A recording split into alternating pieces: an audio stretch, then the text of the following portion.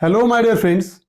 I am Dr. Wasim I Khan, Associate Professor, Sri Shivaji Law College, Parbhani, Maharashtra, India.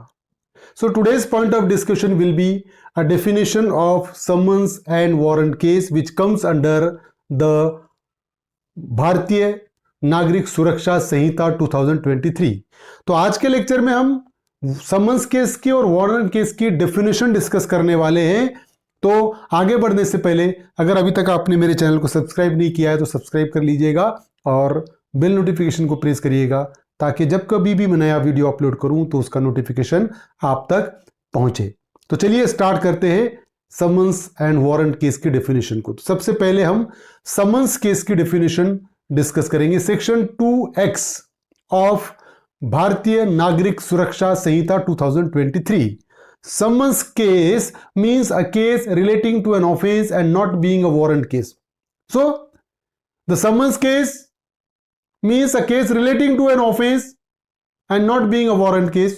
मतलब क्या हुआ कि समन case किसको कहेंगे हम कि ऐसी केस जो किसी ऑफेंस से रिलेटेड है और जो वारंट केस नहीं है। मतलब सिंपली है कि जो वारंट केस नहीं है वो समन्स केस आएगा।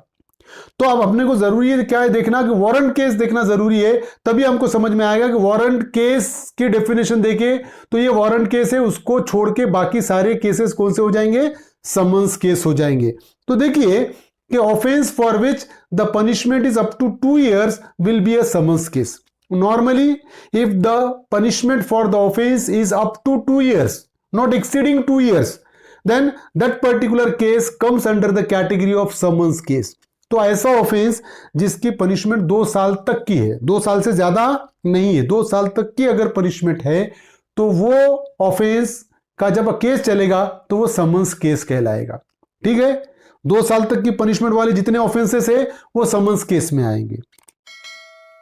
अब देखिए warrant case, section 2(z) of भारतीय नागरिक सुरक्षा संहिता deals with the definition of warrant case.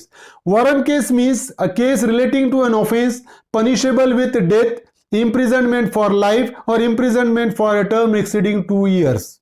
So if the punishment for the offense is a death penalty, if the punishment for the offense is a life imprisonment, and if the punishment for the offense is a imprisonment for a term exceeding 2 years, it means if the punishment for the offense is exceeding 2 years, that case comes under the category of warrant case.